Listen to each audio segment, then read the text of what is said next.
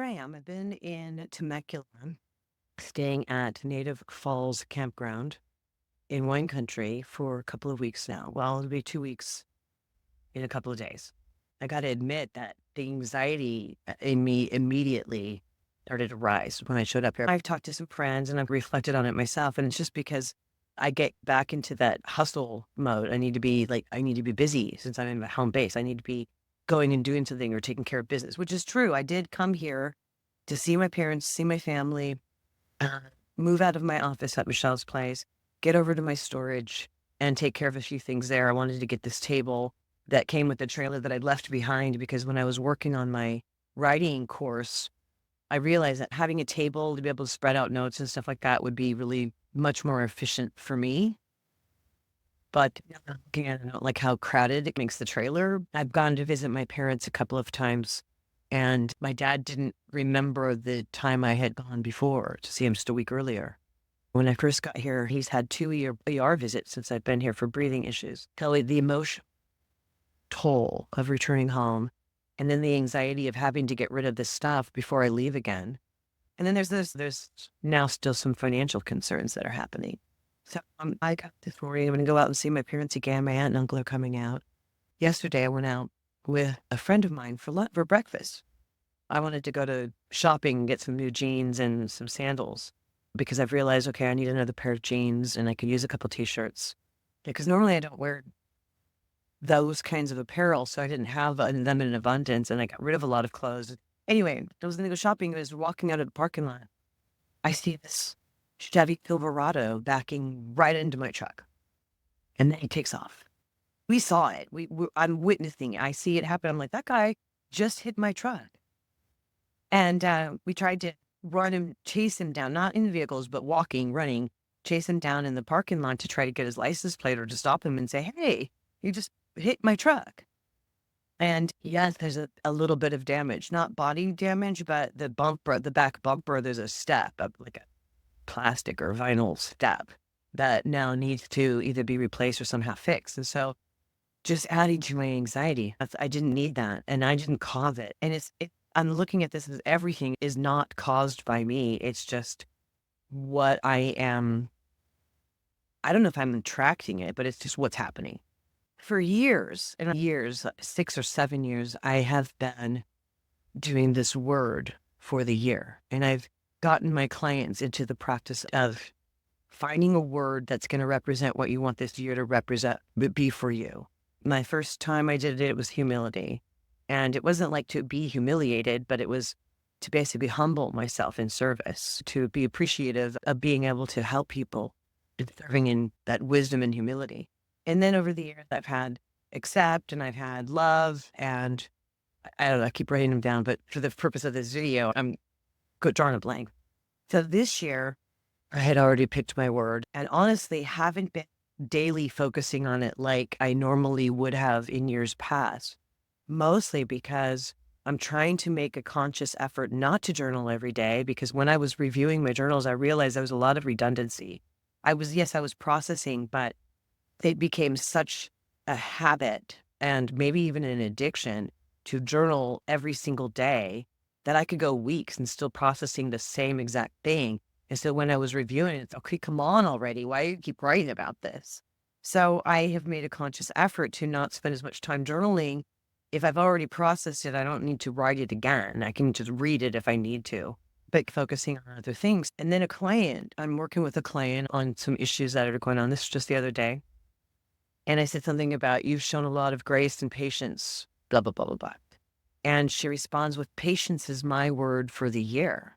What has happened to her is that she's losing her patience. She's getting impatient and really she's battling it. And once she said that, I realized, oh, that's what's happening here with me. One of the caveats that occurs, and this is a biblical, like a Bible study exercise. A lot of people focus on a mantra for the year or whatever, but this is just one word. And you pray about it and you contemplate on it for weeks before the year begins and it comes to you. And so the word that came to me for this year was abundance. And I can honestly say there's not really a whole lot of abundance going on right now, except maybe the freedom. But even now I feel stifled because the financial concerns that I'm having right now are going to prevent me from either another RV park or just finding that I'd better just go travel because the gas is cheaper than staying for a month at an RV park. And it's not because anything I've done. I'm not overspending. I'm not out there just living it up. I'm being very conscientious about my budget, but I'm still covering some of my parents' bills and paying for the caregiver and rent at their place. And there's been a few snags. And then I had some tax notices that I had to contend with. And my clients, I would say they're dropping off, but just basically attrition, get new insurance or they're done with therapy. And wasn't getting any new clients coming in. And I've had to resolve that. There's just been a lot of stuff I've had to take care of once I've gotten here. And some of the stuff I wasn't anticipating, like even like getting hit and run yesterday with the truck and having to repair my bumper. And now I'm like, I got 2 weeks left and I got all this crap I got to get rid of. I've got some financial bills. I got to figure out which one's most important to pay. I even have my trailer registration that I got to deal with before I go. So I get the tags. I just like put up my phone this morning. I'm like, it's time just to do an update. It's been a while since I've just done an update on how things are going. I did go over to Michelle's place and I met with the director over there and shared her stories. And when I go around and I'm talking to other people, I even realize that it's been a long time since I actually had conversations with people that I know besides my clients, which really doesn't count. People are saying, I'm so envious of the life that you're living, that you could just go and do these things and live this life of freedom. And I am not denying that I love it too. I feel very blessed and very appreciative of being able to live this lifestyle, and I'm able to learn what I need to learn and get the help that I need when I need it. And it's been wonderful. And people want to keep up with my journey, but I don't know what I'm going to do with them. I'm just doing updates. So I have been able to see my daughter and my granddaughters. I see my parents a few times. I see my son a couple times. He helped me move my office space. And there's been some conflicts and family issues. Everybody has them. And I think that some of the things I have learned is that there was perhaps, I don't want to call it a denial, but maybe a delusion that my family was closer than I thought. I know that God's got me. And I'm going to be 60. And it's just time for me to do my thing. I've never done my thing. And that's one of the things that was really revealed to me during my journal review and pulling away from all of the responsibilities and obligations of my family and from my parents and the triangulation in the relationship there to my codependency with my children, need to be perpetually busy, like with the hustle. I don't want any of that. And being out in the trailer and being able to have this freedom to just go where I want to go and still be able to make a living is more than an answer to prayer, because I would have never really prayed for this. But I know that it's where God needs me to be. And for whatever reason, I might just revamp my whole work. I loved my novel writing course in the context of that. I was getting constructive criticism and instruction and new, fresh ideas. And I show up here and I'm too anxious to even open up a chapter and read it. So there's a lot of emotions and a lot of angst, and you can't really be creative when that's happening. And I almost can't wait to leave again so that way I can get back into you have to get yourself forward when you want to write. Because if you're too busy with all these other things, you can't really be creative that way.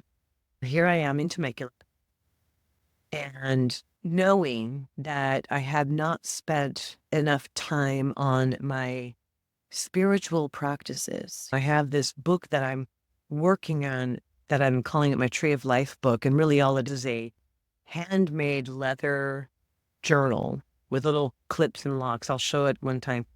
And I thought that rather than a journal, this could be a book that I just write it and draw and color, put things in that are more spiritual in nature about your faith and, what the universe brings you and the energies and heart math and resonance at the toroidal flow that goes through us, the science, the psychology, and the spirituality that encompass all of us human beings.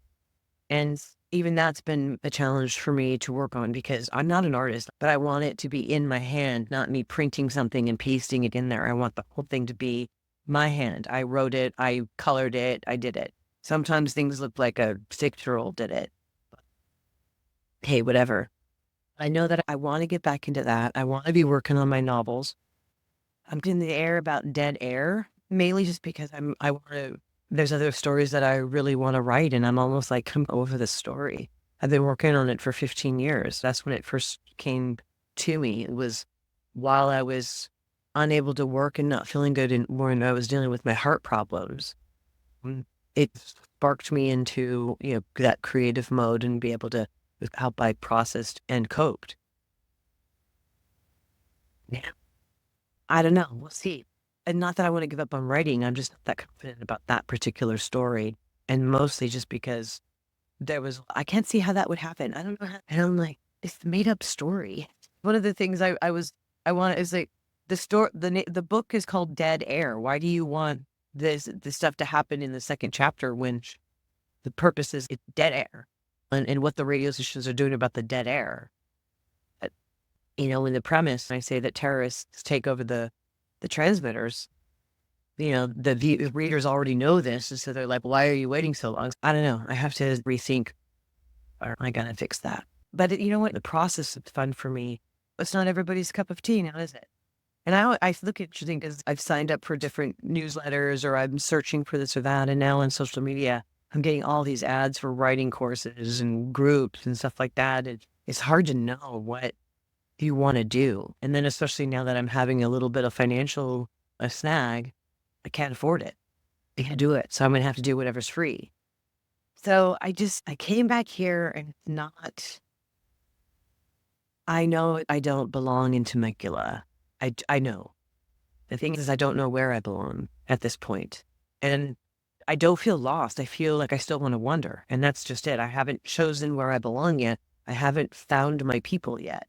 The friends that I'm staying connected with here, they're my people, but I don't belong here in Temecula anymore. I don't even know if I'm going to stay in California. I know my practice is in California, and that's where my business is. I'm still going to stay connected business-wise to California. There's other states that I can get licensed in and start a practice there, if that's what I need to do. That was the first time I've ever read my journals after I became a psychotherapist. So I was reading as a psychotherapist and a woman who's a little bit wiser. And many of the time I'm like, oh, you poor girl, don't you realize that's what's going on? So now that project is done, I've been able to move on to others. I've got a couple of new poems that I've started that I keep going back to and wanting to tweak it or whatever, or I got to finish that and all of these things. But in reality, I have to take care of the business at hand. And so it's stopping me from doing what I really want to do. And I feel like once I leave here again, I will find that peace. So there's something about coming home. What is it that they say you never can go home again because it's not the same? It's not the same. I have no reason to go to a business meeting or a Rotary Club meeting or a mixer with the Chamber of Commerce. Those are things that I used to be heavily involved in. I started out in Victorville as a young professional in radio, doing all of that stuff. And then when I moved to Sacramento, I started doing the same thing. I was selling radio time or advertising time for radio stations up there. And then with the Orchard Media Services, we weren't necessarily local networking, but we were national networking, Dad and I. And then I moved to Temecula and become a therapist and want to promote coaching and speaking engagements. So back at it again. Something I know how to do very well. Obviously, I'm trained, I'm experienced, I'm skilled. I know the ropes. Frankly, I'm tired. It's the same old game. It's the same sort of culture and mindset. COVID happened, and then everybody wants to get back out and do stuff. I found myself just right back into the same routine, but I wasn't passionate about it. Obviously, I had my parents at home too, and that was creating some emotional turmoil. So it was really nice to just unplug from that whole life. And just, if I've only got 25 years left of my life, I'm going to do what I want. So I don't know where God's going to send me. But what I do know for sure, it's not in Temecula anymore. So I'm here to wrap up the rest of the stuff. There won't be any specific business related things to come back to except to see family. And that's actually validating or just refreshing that when I come back to Temecula, it's really just for the purposes of visiting. It's not because I have some business stuff I got to take care of. And maybe that's what's causing my anxiety. So when you're working towards a positive, there's going to be negative stuff that's going to come at you. Positive attracts negative. And it wants to kill the light of the positive. And so you have to maintain that mindset. And it's easy. The negativity is like gravity, easy to go down. But positivity is like the helium. You have to lift it up. You have to work at it. And I keep getting hit by negative forces while I'm here, but I'm not giving up. Yes, I get upset, I get frustrated, I get anxious, but I trust God and my prayers keep going to God. I know you've got me. I know that God's got me and he's got this plan for me. And my word was abundance. And it wasn't necessarily for abundant money. It was the abundance of freedom or abundance of love or abundance of success. That's what abundance was for. So it really does make sense because with all of my words, I have had the negative forces and the hits, but I've been able to reconcile, oh, yeah, my word. And so talking to my client the other day and then being reminded of my own word, I was grateful. I even told her, you just reminded me of something I needed to recall. And so we had a good laugh over it. And I know that, okay, the reason I'm being hit with all this stuff is I just got to cope with it and deal with it. So today should be better. It's 4th of July weekend. I don't have any plans. My dog has never experienced 4th of July, so I have no idea how he's going to respond to any kind of fireworks or loud noises. And I have some multiple traumas that have occurred over the 4th of July weekend. So I usually don't make big plans because I just like to lay low, stay safe. The very first traumatic experience was actually 40 years ago this weekend when my brother Buck died. And he died we know that he died June 29th, but my parents had agreed to donate his organs. So he was on life support. So they took his organs on the 30th. And so that's what the death certificate says. But we know that he was brain dead on the 29th of June. The time we had to wait until after the 4th of July to have his memorial service. And so that whole 4th of July weekend was sad and a lot of grief. And so now I attribute 4th of July with grief. And then over the years, there have been other things that have occurred, like my heart failure occurred over 4th of July weekend. And then there's been a few other things. 4th of July is not exactly my favorite holiday, even though I know what it represents and that I do value the independence of our country. However, for me personally, it's traumatic. This is where I am. I don't know where I'm going next.